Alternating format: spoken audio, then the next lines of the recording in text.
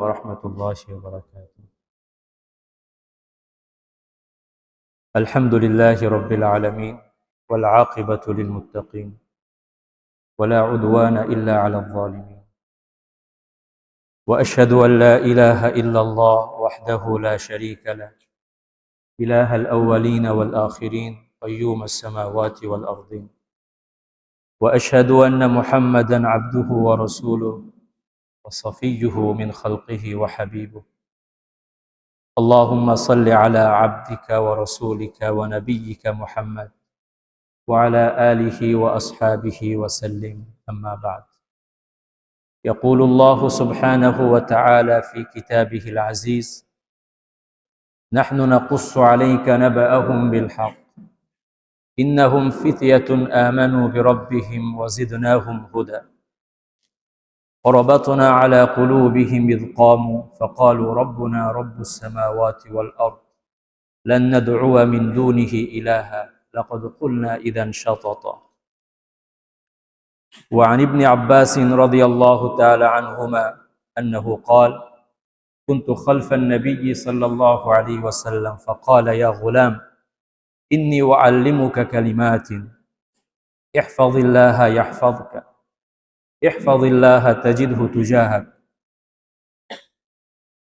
إذا سألت فاسأل الله وإذا استعنت فاستعن بالله واعلم أن ما أخطأك لم يكن ليصيبك وما أصابك لم يكن ليخطئك واعلم أن النصر مع الصبر وأن الفرج مع الكرب وأن مع العسر يسرا واعلم أن الأمة لو اجتمعت على أن ينفعوك بشيء لم ينفعوك إلا بشيء قد كتبه الله لك وإن اجتمعوا على أن يضروك بشيء لم يضروك إلا بشيء قد كتبه الله عليك رفعت الأقلام وجفت الصحف أو كما قال عليه الصلاة والسلام الحمد لله সমস্ত প্রশংসা কৃতজ্ঞতা শুকরিয়া কালিমাতুশ শুকর আলফাযুল হামদ মাআনি ওয়া জুমলাতুস সানা একমাত্র মহান আল্লাহ সুবহানাহু ওয়া তাআলার জন্য নিবেদিত যিনি আমাদের সকলকে তার নিজ হাতে ও আপন কুদরতে সৃষ্টি করেছেন যে আল্লাহ সুবহানাহু ওয়া তাআলা আমাদের সকলকে তৌফিক দিয়েছেন সুযোগ দিয়েছেন বলেই আমি আপনি সকলেই তার ঘরে আসার তার ঘরে বসার তার ঘরে জুমার নামাজের অপেক্ষায় থাকার তৌফিক ও সুযোগ পেয়েছি এজন্য সেই মহান আল্লাহ সুবহানাহু ওয়া তাআলার দরবারে তার নিয়ামতের শুকরিয়া আদায় করার উদ্দেশ্যে সকলেই বলছি আলহামদুলিল্লাহ আল্লাহুম্মা লাকাল হামদু কামা ইয়ানবাগি লিজালালি ওয়াজহিক ওয়া আযীমি সুলতানিক সালাত ও সালাম বর্ষিত হোক তার পক্ষ থেকে প্রেরিত সর্বশেষ ও সর্বশ্রেষ্ঠ রাসূল জনাবে মুহাম্মদুর রাসূলুল্লাহ সাল্লাল্লাহু আলাইহি ওয়াসাল্লামের উপর যার মাধ্যমে আল্লাহ সুবহানাহু ওয়া তাআলা বিশ্ব মানবতাকে সর্বশ্রেষ্ঠ আসমানি কিতাব আল কোরআনের তোহফা হাদিয়া দান করেছেন যার মাধ্যমে আল্লাহ সুবহানাহু ওয়া তাআলা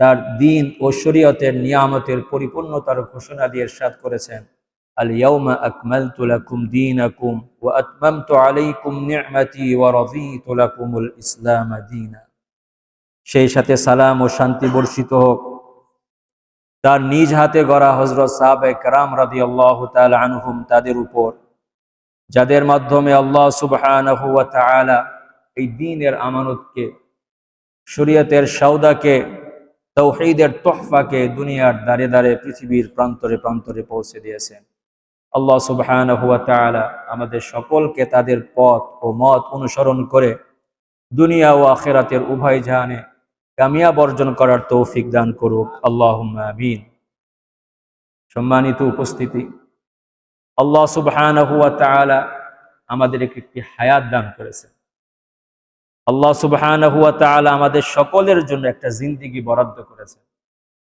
এই জিন্দেগির আমলের উপর আমার আপনার পরকালের সৌভাগ্য অথবা দুর্ভাগ্য নির্ভর করছে আল্লাহ সুবহানাহু ওয়া তাআলা আমাদেরকে যে হায়াত দান করেছেন পবিত্র কোরআনের একটি আয়াতের মর্ম অনুযায়ী এই হায়াতটাকে আল্লাহ সুবহানাহু ওয়া তাআলা তিনটি ভাগে বিভক্ত করেছেন সূরাতুর রুমের মধ্যে আল্লাহ সুবহানাহু ওয়া তাআলা ইরশাদ করেন, আল্লাহুল্লাযী খালাকাকুম মিন দু'ফিন সুম্মা জাআলা মিন বা'দি দু'ফিন কুওয়া সুম্মা জাআলা মিন বা'দি কুওয়াতিন দু'ফা ওয়া শাইবা ইয়াখলুকু মা ইয়াশা ওয়া হুয়াল আলীমুল কাদির। আল্লাহ সুবহানাহু ওয়া তাআলা আমাদেরকে যে জিন্দেগি দান করেছেন, যে হায়াত দান করেছেন, সেই হায়াতের প্রথম অধ্যায় হচ্ছে আমাদের শৈশবকাল। শৈশবকাল হচ্ছে আমাদের ঈমান, আখলাক এবং আমল গড়ার সময়। সেই সময়ের জন্য আল্লাহ সুবহানাহু ওয়া তাআলা আমাদেরকে কোনো তাকলিফ, কোনো দায়িত্ব দেননি।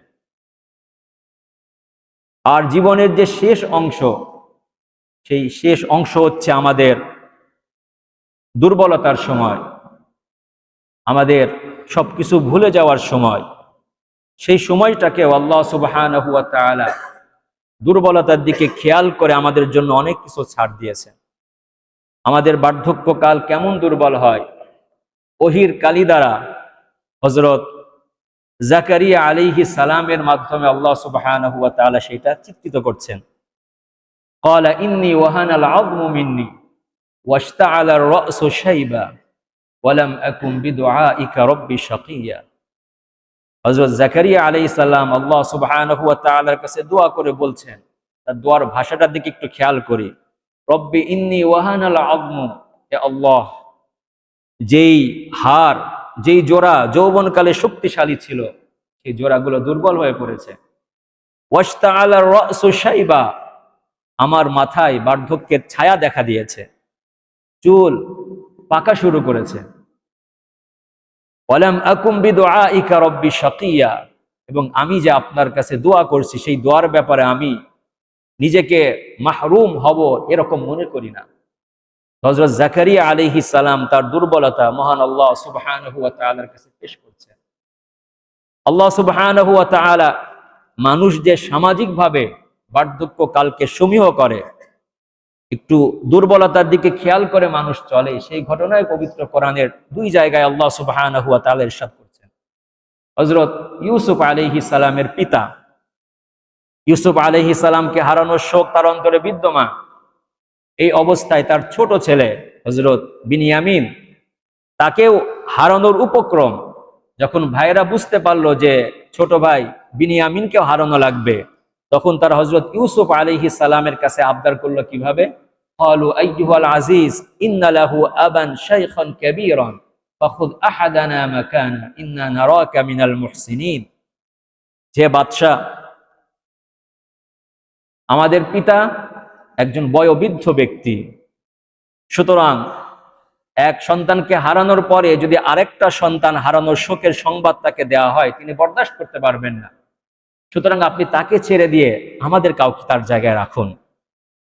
আবার হযরত মূসা আলাইহিস সালাম যখন হযরত শুআয়ব আলাইহিস সালামের কন্যাদ্বয়কে দেখলেন, তিনি তাদেরকে প্রশ্ন করলেন, মা খাতবুকুমা?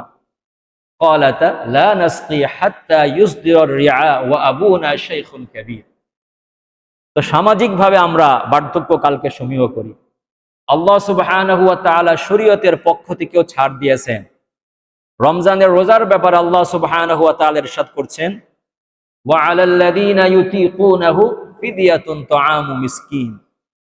যদি বার্ধক্যের কারণে কেউ রোজা রাখতে সক্ষম না হয়, তার রোজা রাখার দরকার নাই, সে রোজা না রেখে কি করবে? ফিদিয়া আদায় করবে। তো সম্মানিত উপস্থিতি, জীবনের কালটাকে আল্লাহ সুবহানাহু ওয়া তাআলা তিনটা ভাগে বিভক্ত করেছেন। তার মধ্যে প্রথম ভাগ, সেটা তাকলিফের ঊর্ধ্বে।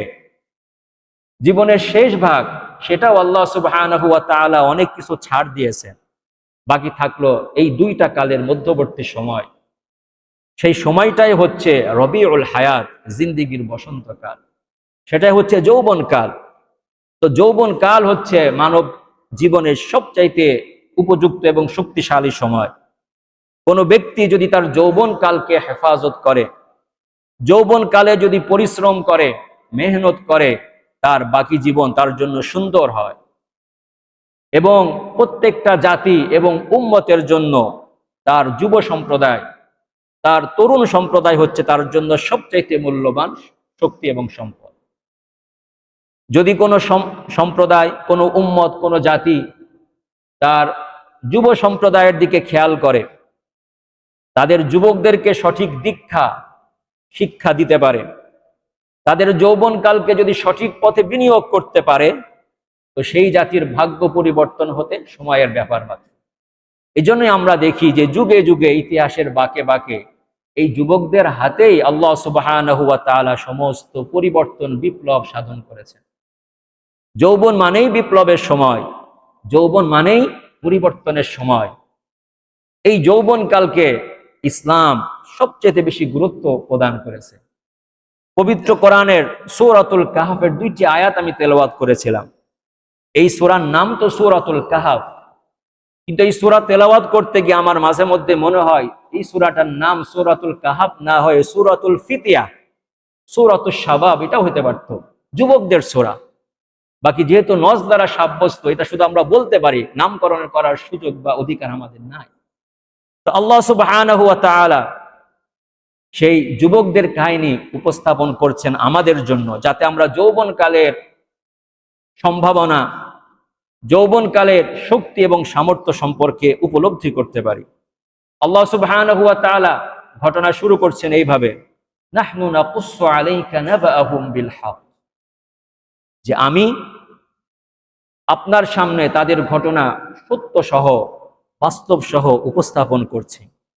এরপরে তাদের পরিচয় প্রদান করার ব্যাপারে প্রথম যে শব্দ আল্লাহ সুবহানাহু ওয়া তাআলা উচ্চারণ করছেন সেটা কি? ইন্নাহুম ফিতিয়াতুন। তারা ছিল কয়েকজন যুবক। তারা কি করেছিল? আমানু বিরাব্বিহিম ওয়া জিদনাহুম হুদা। আল্লাহ সুবহানাহু ওয়া তাআলা এখানে ইতিহাসের মোড় ঘুরিয়ে দেওয়া কিছু যুবকের কাহিনী আলোচনা করছেন, কারণ তাদের মাধ্যমে আল্লাহ সুবহানাহু ওয়া তাআলা তাদের ইতিহাসের মোড় পাল্টে দিয়েছিলেন। সেই ঘটনার ঐতিহাসিক বিবরণ আমি দিব না, বরং পবিত্র কোরআনের খণ্ডিত কিছু আয়াতের মাধ্যমে আমরা সেই সময়, সেই যুগ এবং ইতিহাসকে বোঝার চেষ্টা করব।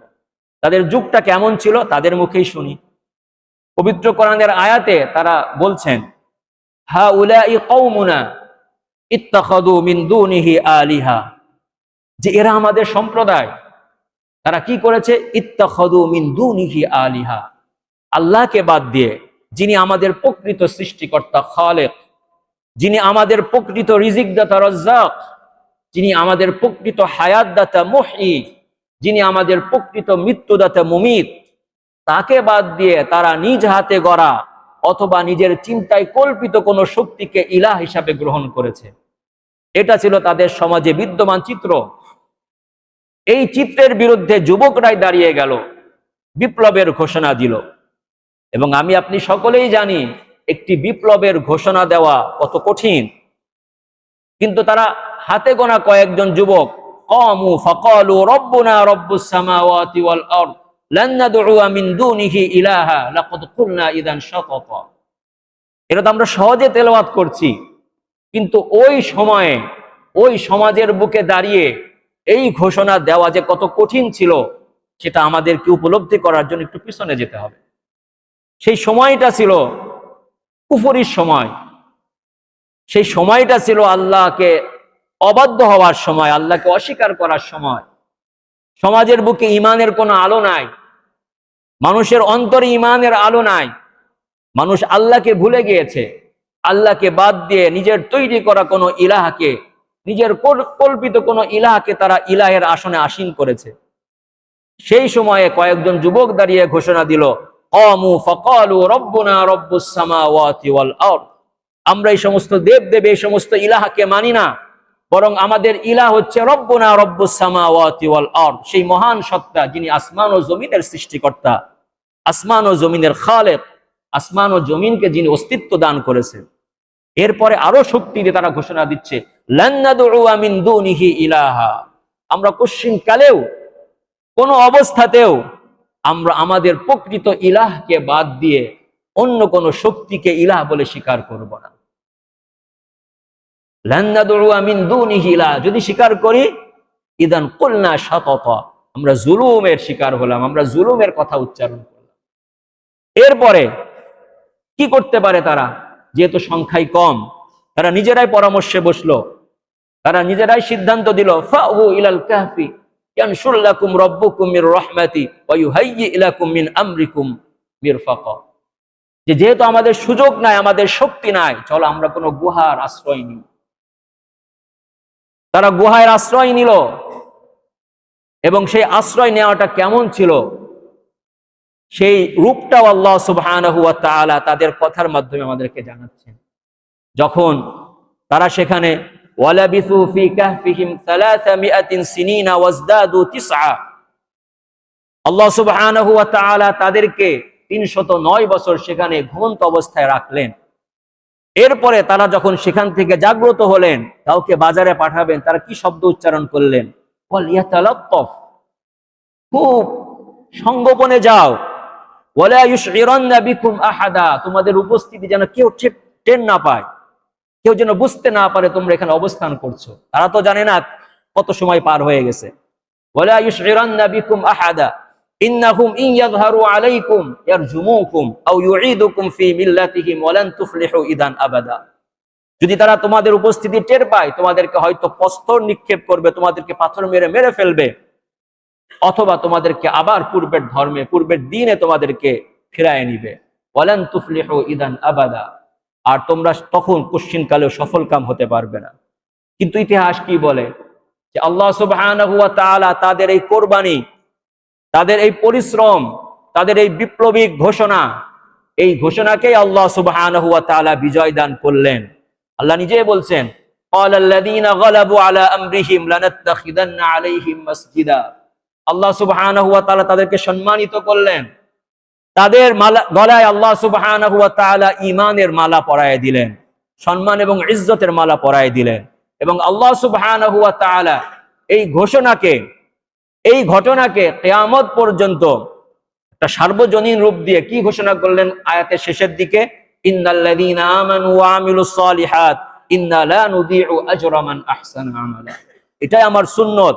যারাই যুগে যুগে বিভিন্ন সময়ে ঈমান এনেছে, তাগুতকে অস্বীকার করেছে, আখলাককে যারা গলায় জড়িয়ে নিয়েছে, যারা তাদের জীবনে আখলাককে সবচেয়ে দামি সম্পদ মনে করেছে, আমার সুন্নত এটাই, ইন্না লা নুযীউ আজরা মান আহসানা আমালা।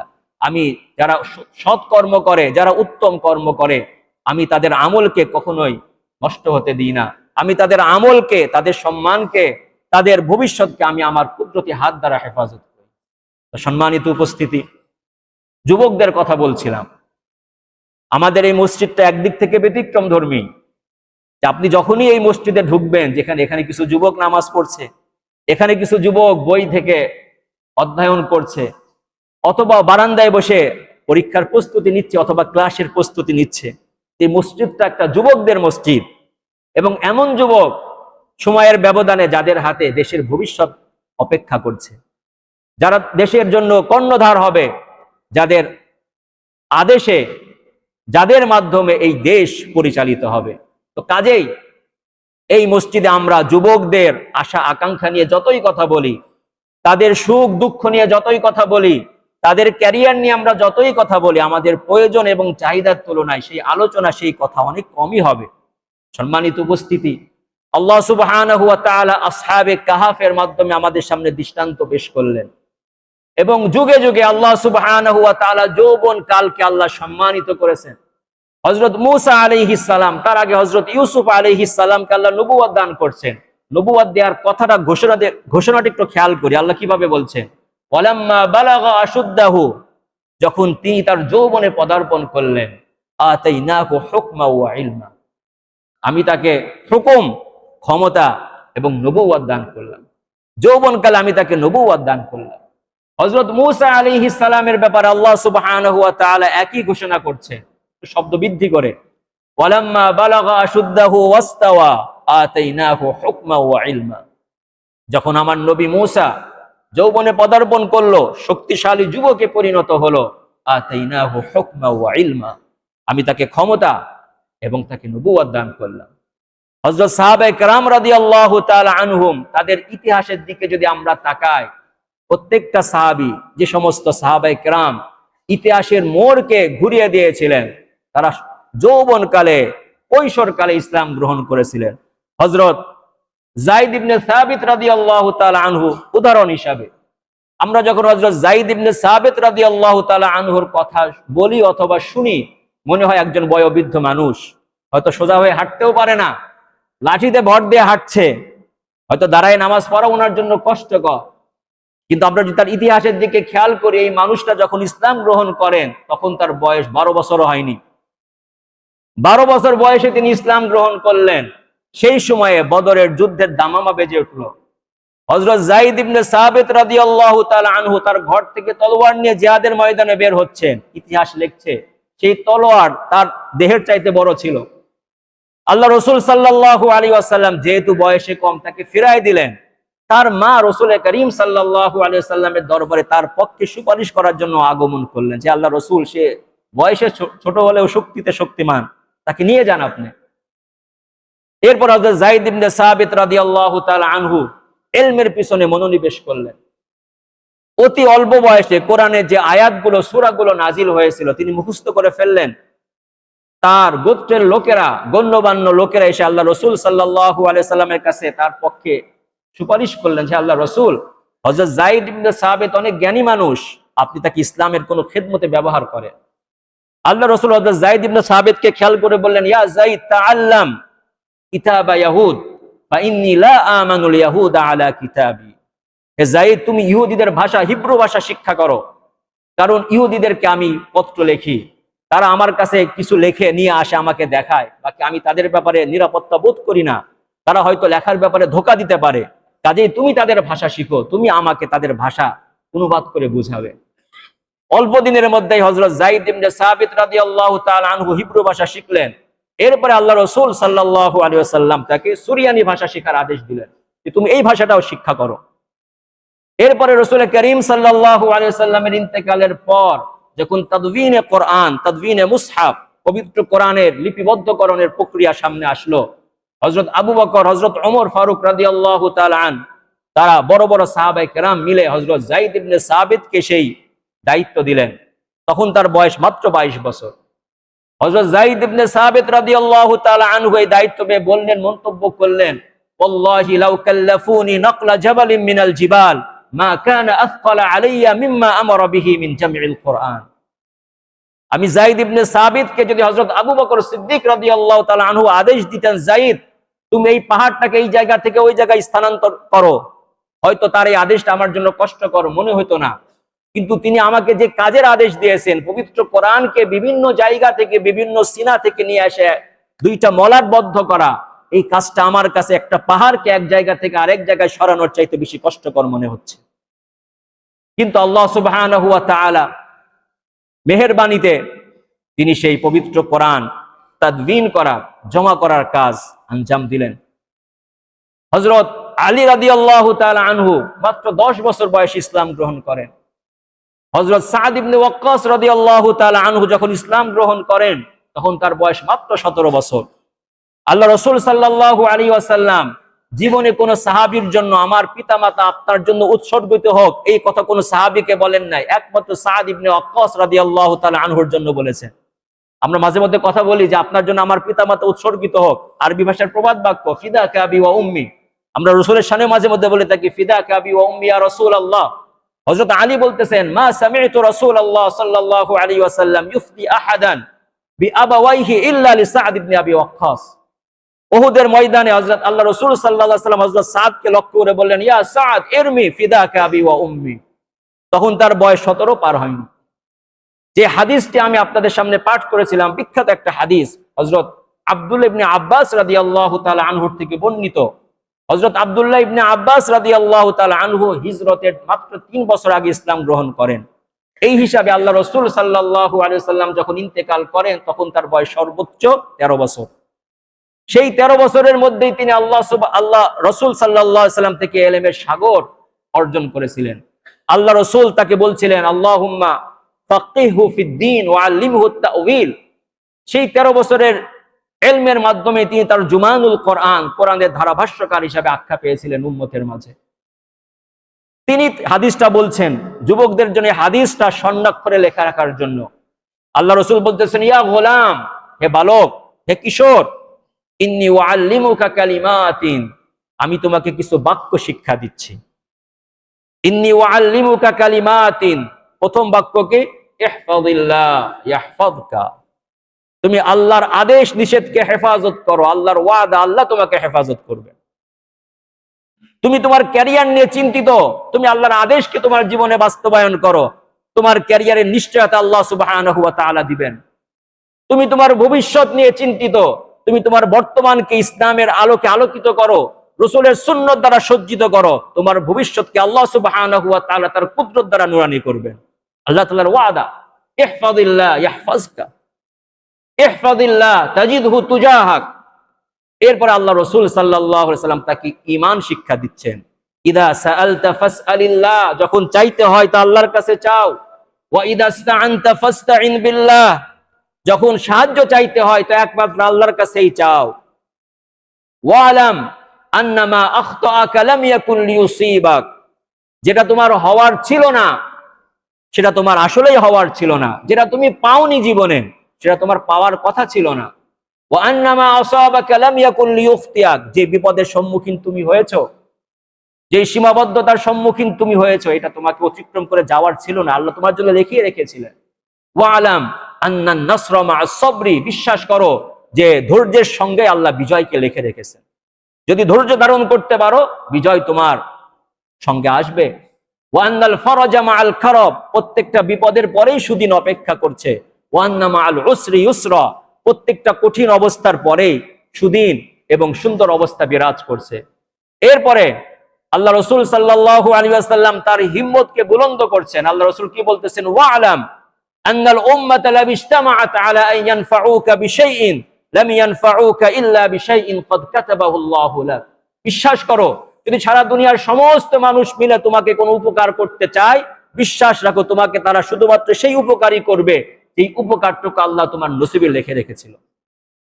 ওয়া ইন ইজতামাউ আলা আন ইয়াদুররুকা বিশাইইন, যদি তারা তোমাকে ফাঁসি দিতে চায়, তোমাকে জেলে ভরতে চায়, তোমার জীবনকে শেষ করে দিতে চায়, তোমার ভবিষ্যৎকে শেষ করে দিতে চায়, মনে রেখো তারা যদি তোমার ক্ষতি করতে চায় শুধুমাত্র সেই ক্ষতিটুকুই তারা করতে পারবে যেই ক্ষতি তোমার নসিবে ছিল। রুফিআতিল আকলাম ওয়া জাফফাতিস সুহুফ, তাকদীরের কলম উঠায় নেওয়া হয়েছে, তাকদীরের খাতার কালি শুকায় গেছে। এইভাবে আল্লাহ রাসূল সাল্লাল্লাহু আলাইহি ওয়াসাল্লাম হযরত আব্দুল ইবনে আব্বাস যখন তার বয়স সর্বোচ্চ হলে 13 বছর, যদি আল্লাহ রাসূল তার ইন্তেকালের আগের দিনেও হাদিসটা বলে থাকেন হযরত ইবনে আব্বাসের বয়স তখন 13 বছর। সেই 13 বছর বয়সের নওজোয়ানকে আল্লাহ রাসূল ঈমান শিক্ষা দিচ্ছেন, আখলাক শিক্ষা দিচ্ছেন, বাহাদুরি শিক্ষা দিচ্ছেন, শৌর্য বীর্য শিক্ষা দিচ্ছেন। কেন? মুসলমান আল্লাহর বান্দা, মুসলমান দুনিয়ার কোনো শক্তিকে ভয় করে না, মুসলমান দুনিয়ার কোনো শক্তির সামনে মাথা নত করে না। এই শিক্ষা আল্লাহ রাসূল সাল্লাল্লাহু আলাইহি ওয়াসাল্লাম তার কিশোর সাহাবীকে শিক্ষা দিচ্ছেন। সম্মানিত উপস্থিতি, যদি এইভাবে আমরা খেয়াল করি ইতিহাসের পাতায় পাতায় এরকম গৌরব মণ্ডিত যৌবন কাল বিদ্যমান মুসলমানদের জিন্দিগির মধ্যে, কিন্তু আজকে আমাদের যুব সম্প্রদায়, আমরা কি আসলে ইসলামের প্রতিনিধিত্ব করতে পারছি? আমরা কি হযরত যায়েদ ইবনে সাবিত, হযরত আরকাম ইবনে আবিল আরকাম, হযরত জুবাইর ইবনুল আওয়াম, হযরত তালহা ইবনে উবাইদিল্লাহ, এই ধরনের বিখ্যাত সাহাবী যারা তাদের যৌবন কালটাকে ইসলামের সুশীতল ছায়াতলে কাটিয়েছিলেন, আমরা কি তাদের সঠিক প্রতিনিধিত্ব করতে পারছি? আমাদের সামনে কি আজকে তারাই মডেল? আমাদের সামনে কি আজকে তারাই আদর্শ? না দুনিয়ার কোনো বিখ্যাত কোনো মানুষকে, বিখ্যাত কোনো ব্যক্তিকে, কোনো ক্ষেত্রের কোনো বিখ্যাত ব্যক্তিকে আমরা নিজেদের আদর্শ হিসাবে মেনে নিয়েছি? সম্মানিত উপস্থিতি, আল্লাহ সুবহানাহু ওয়া তাআলা এই জাতিকে ইসলামের মাধ্যমে সম্মানিত করেছিলেন। আমরা যদি ইসলামকে বাদ দিয়ে অন্য কোনো পথে সম্মান এবং ইজ্জত তালাশ করি, আল্লাহর কসম আমরা জিল্লতি ছাড়া আর কিছুই পাবো না। আর যদি আমরা দুনিয়ার সব কিছুকে বাদ দিয়ে ইসলামকে আমরা আঁকড়ে ধরি, ইসলামের মাধ্যমে আমরা আমাদের দুনিয়া এবং আখিরাতকে বিনির্মাণ করতে চাই, আল্লাহর কসম এই দুনিয়া আবার আমাদের পদচুম্বন করবে। আল্লাহ সুবহানাহু ওয়া তাআলা আমাদের সকলকে সত্যিকারের মুসলিম যুবক হিসাবে আমাদের যৌবন কালটা অতিবাহিত করার তৌফিক দান করুক। আল্লাহুম্মা আমিন। ওয়া আখিরু দাওয়ানা আলহামদুলিল্লাহি রাব্বিল আলামিন।